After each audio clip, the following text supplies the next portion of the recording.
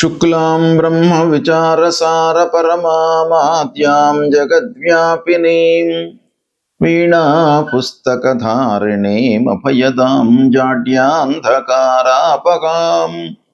हस्ते स्फाटिकमालिकां विदधतीं पद्मासने संस्थितां वन्दे तां परमेश्वरीं भगवतीं बुद्धिप्रदां शारदां।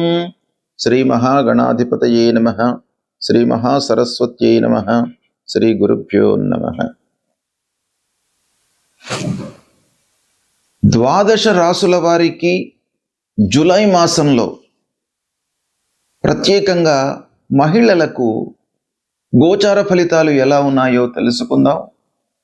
ఈ జూలై మాసము నిజ జ్యేష్ఠ కృష్ణ ప్రతిపద పాడ్యమి బుధవారం నుండి ఆషాఢ కృష్ణ విదియ శుక్రవారం వరకు ఉంటుంది. ఈ జూలై మాసంలో ఉన్నటువంటి గ్రహస్థితిని గనక చూసినట్టయితే 16వ తారీఖు వరకు మిథున రాశిలో సూర్యుడు సంచరిస్తున్నాడు. తదనంతరం కర్కాటక రాశిలోకి ప్రవేశిస్తున్నాడు. బుధుడు 7వ తారీఖు వరకు కర్కాటక రాశిలో సంచరిస్తున్నాడు. తదనంతరం వక్రగతిని పొంది మిథున రాశిలో సంచరిస్తున్నాడు. శుక్రుడు 4వ తారీఖు వరకు కర్కాటక రాశిలో సంచరిస్తున్నాడు. తదనంతరం సింహరాశిలో ప్రవేశించి మాసాంతం కూడాను సింహరాశిలో ఉంటున్నాడు. కుజుడు నెల మొత్తం కూడాను వృషభ రాశిలో సంచరిస్తున్నాడు. గురువు ఈ నెల మొత్తం కూడాను కర్కాటక రాశిలో ఉచ్చస్థుడై సంచరిస్తున్నాడు. శని ఈ నెల మొత్తం కూడాను మీనరాశిలో సంచరిస్తున్నాడు.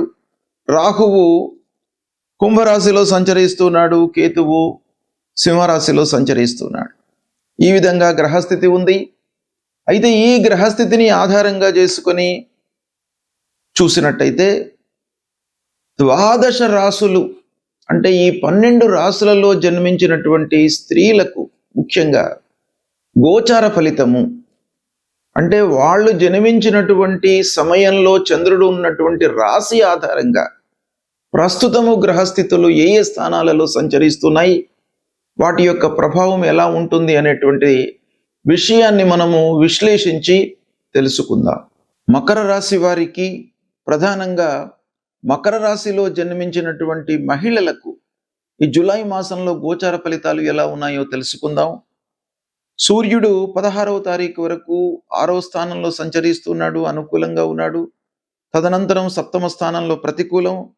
కుజుడు 5వ స్థానంలో ప్రతికూలం. బుధుడు 7వ స్థానంలో, తదనంతరం 6వ స్థానంలోకి ప్రవేశిస్తున్నాడు వక్రరీత్యా అనుకూలం. ఇక గురువు 7వ స్థానంలో చాలా అనుకూలంగా ఉన్నాడు. శుక్రుడు 7వ స్థానం ప్రతికూలం. తదనంతరం 8వ స్థానంలోకి ప్రవేశిస్తున్నాడు, అనుకూలంగా ఉన్నాడు. శనీశ్వరుడు 3వ స్థానంలో సంచరిస్తున్నాడు, అనుకూలంగా ఉన్నాడు. రాహు ద్వితీయం, కేతు 8వ స్థానంలో ప్రతికూలంగా ఉన్నారు. ఈ విధంగా ముఖ్యమైనటువంటి గ్రహాలు ఈ స్థానాల్లో సంచరిస్తున్నాయి. అయితే ఈ స్థానాలను దృష్టిలో పెట్టుకున్నట్టయితే మకర రాశి వారికి ఫలితాలు ఓవరాల్గా అనుకూలంగానే ఉన్నాయి. ముఖ్యంగా గురువు ఉచ్చ స్థానంలో ఉంటూ 7వ స్థానంలో సంచరిస్తున్నాడు. ఇది చాలా కలిసి వచ్చేటువంటి అంశం. వివాహ ప్రయత్నాలలో ఉన్నటువంటి వాళ్లకు వివాహం అవుతుంది. ముఖ్యంగా మహిళలకు ఈ మాసం లోపల వివాహం కుదిరేటువంటి అవకాశం బాగా ఉంది. 7వ స్థానం దాంపత్య విషయం లోపల అనుకూలమైనటువంటి సంచారం, మంచి ఫలితాలు ఉన్నాయి. ముఖ్యంగా చాలా రోజుల నుంచి పెళ్లి కొరకై ఎదురు చూస్తున్నటువంటి వాళ్ళు, సంబంధాలు చూస్తున్నటువంటి వాళ్ళు, కుదరక ఇబ్బందులను ఎదుర్కొంటున్నటువంటి వాళ్లకు ఈ మాసం లోపల గురువు మూలకంగా చాలా మంచి ఫలితాలు కనబడుతున్నాయి. భాగస్వాములతో అనుకూలంగా ఉంటారు. వ్యాపారస్తులు పార్ట్నర్షిప్ లోపల చేస్తున్నటువంటి వాళ్లకు చాలా సంతృప్తికరంగా ఉంటుంది. కుటుంబం లోపల శుభకార్యాలు జరిగే అవకాశము మెండుగా కనబడుతుంది. 6వ స్థానంలో సూర్యుడు 16వ తారీఖు వరకు అనుకూలమైనటువంటి సంచారం మీకు చాలా విజయాన్ని చేకూరుస్తాడు. శత్రువులపై విజయాన్ని పొందుతారు. మీరు పోటీ పరీక్షల లోపల విజయం కలుగుతుంది. ఇక ఉద్యోగస్తులకు కూడాను ఆఫీసులో అనుకూలమైనటువంటి వాతావరణం. ముఖ్యంగా ప్రభుత్వ ఉద్యోగంలో ఉన్నటువంటి మహిళలకు చాలా అనుకూలమైనటువంటి వాతావరణం ఉంటుంది. ప్రైవేట్ రంగంలో ఉన్నటువంటి మహిళలకు ప్రమోషన్ లభించేటువంటి అవకాశం కూడాను ఒక పక్కన కనబడుతుంది. ఇక పిల్లల యొక్క చదువు సెటిల్మెంట్ విషయంలో కొన్ని జాగ్రత్తలు తీసుకోండి. అనుభవజ్ఞుల యొక్క సహాయ సహకారాలు అవసరము. ఇక సంతానం కొరకై ప్లానింగ్లో ఉన్నటువంటి వాళ్లకు కూడాను ఈ సమయము అంటే ఈ మాసము చాలా అనుకూలంగా ఉంది. శని యొక్క సంచారం మూలకంగా మీ లోపల ధైర్య సాహసాలు పెరుగుతాయి. అన్నదమ్ములు, తర్వాత ఆత్మీయులు, స్నేహితుల యొక్క సహాయ సహకారాలతో మీకు చాలా పనులు నెరవేరేటువంటి అవకాశం కనబడుతుంది. వ్యాపారస్తులు కొత్త వ్యాపారాన్ని ప్రారంభించేటువంటి సూచనలు కూడాను ఉన్నాయి.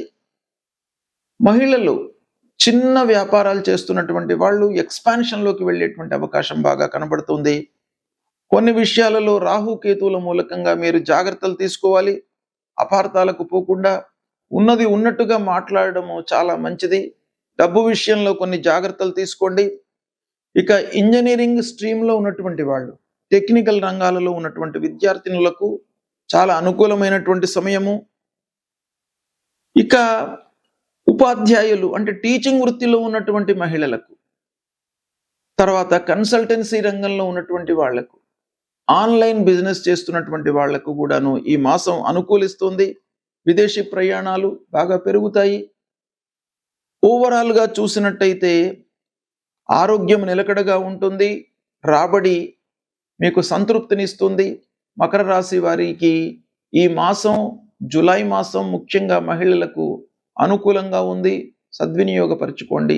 గోచార ఫలితాలు అంటే జన్మ సమయంలో చంద్రుడు ఉన్నటువంటి రాశి ఆధారంగా ప్రస్తుతము గ్రహాలు ఏ ఏ స్థానాలలో సంచరిస్తున్నాయి అనేటువంటిది ప్రధానంగా తీసుకొని తదనుగుణంగా చెప్పేటువంటి ఫలితాలు అన్నమాట. అయితే ఈ ఫలితాలు మనకు కొంతవరకు ఉపయోగపడతాయి. అంటే వ్యక్తిగతంగా మనం ఆలోచించాలి. వ్యక్తిగతంగా జన్మ సమయంలో ఉన్నటువంటి గ్రహస్థితిని ఈ గ్రహస్థితికి మనము జోడించి ఫలితాలను మనం చెప్పుకున్నట్టయితే మీకు వాస్తవానికి చాలా దగ్గరగా ఉండేటువంటి అవకాశాలు ఉంటాయి.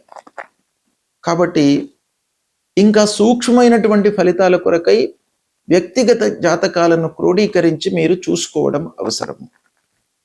అయితే గోచార రీత్యా ప్రతికూలంగా ఉన్నటువంటి గ్రహాల విషయమై మీరు పరిహారాలు చేసుకోవాలి. ముఖ్యంగా శుభగ్రహాలు, అందున దేవగురువు బృహస్పతి ప్రతికూలంగా ఉన్నప్పుడు మనం తప్పకుండా పరిహారాలు చేసుకోవాలి. గురువు నిమిత్తమై దత్తాత్రేయ స్వామిని కొలవడము, దక్షిణామూర్తి స్తోత్ర పారాయణం చేయడము, తర్వాత గురువుకు సంబంధించినటువంటి మూల మంత్రాన్ని చదువుకోవడం, శనిగలు, పసుపు పచ్చ వస్త్రము ఇవి దానంగా ఇవ్వడము చాలా ముఖ్యం. గురువు నిమిత్తమై మీరు తల్లిదండ్రులను సేవించండి. ప్రతినిత్యం కూడాను తల్లిదండ్రులకు నమస్కారం చేసుకోండి. వాళ్ళ యొక్క ఆశీర్వచనం మూలకంగా మీకు గురువు యొక్క అనుగ్రహం కలుగుతుంది. ఇక రెండవది శనేశ్వరుడు. శని ప్రతికూలంగా ఉన్నప్పుడు మీరు శనికి సంబంధించినటువంటి స్తోత్రాలు, ఆంజనేయ స్వామికి సంబంధించినటువంటి స్తోత్రాలు చేసుకోండి. హనుమాన్ చాలీసా చదవండి. శనికి సంబంధించినటువంటి మూల మంత్రం నీలాంజన సమాభాసం రవిపుత్రం యమాగ్రజం ఛాయా మార్తాండ సంభూతం తం నమామి శనైశ్చరం అనేటువంటి ఈ మూల మంత్రాన్ని ప్రతినిత్యం కూడాను చదువుకోండి. నల్లని నువ్వులు, నల్లటి వస్త్రము, ఇనుప ముక్క, నువ్వుల నూనె ఇది దానంగా ఇవ్వండి. శనీశ్వరుడికి నువ్వుల నూనెతో అభిషేకం చేయండి. ముఖ్యంగా ఏలినాడు శని రన్ అవుతున్నటువంటి వాళ్ళు, అష్టమ శని, అర్ధాష్టమ శని ఉన్నటువంటి వాళ్ళు తప్పకుండా ఈ తైలాభిషేకం చేసుకోండి. తర్వాత రాహువు, కేతువు ఈ గ్రహాలు కూడాను ప్రధానంగా మనకు ఫలితాలపై ప్రభావం చూపిస్తాయి గనక రాహుకేతుల నిమిత్తమై అమ్మవారిని పూజించండి, దుర్గామాతను పూజించండి. కేతువు నిమిత్తమై గణపతిని స్మరించండి, నిత్యము గణపతి దేవాలయానికి వెళ్ళండి, అమ్మవారి దేవాలయానికి వెళ్ళండి. ఇక ప్రధానమైనటువంటి గ్రహము సూర్యుడు. మీకు ఆరోగ్యాన్ని, శారీరక సౌఖ్యాన్ని, మానసిక రుగ్మతలు లేకుండా మిమ్మల్ని కాపాడేటువంటి గ్రహము సూర్యగ్రహము. కాబట్టి సూర్యుడికి మీరు ప్రతినిత్యం కూడాను సూర్య నమస్కారాలు చేయండి. 12 సార్లు సూర్యుడిని నమస్కారం చేసుకోండి, భూమికి నమస్కారం చేయండి. సూర్యుడికి వీలైతే అర్ఘ్య ప్రదానం చేయండి. సూర్యుడి మూలకంగా మీకు ఆరోగ్యము కలుగుతుంది. ఆరోగ్య ప్రదాత సూర్యుడు. ఆరోగ్యం ఉంటే అన్నీ ఉన్నట్టే. ఆరోగ్యమే మహాభాగ్యం. కాబట్టి ఆరోగ్యాన్ని మీరు కాపాడుకోవడానికై సూర్య నమస్కారాలు చేయండి, ఆదిత్య హృదయ పారాయణం చేయండి ప్రతినిత్యం కూడాను. గాయత్రి మంత్రాన్ని మీరు జపించండి. ఇవి చేసినట్టయితే మీకు గ్రహాల మూలకంగా, ఆ గ్రహాలు సంచరిస్తున్నటువంటి అరిష్ట స్థానాలు అంటే దుష్ట స్థానాల మూలకంగా జనించేటువంటి అరిష్ట ఫలితాల నుండి మిమ్మల్ని ఈ పరిహార మూలకంగా భగవంతుడు మిమ్మల్ని కాపాడుతాడు. ఇవి చేయండి, తప్పకుండా మీకు మంచి ఫలితాలు కలుగుతాయి. శుభం.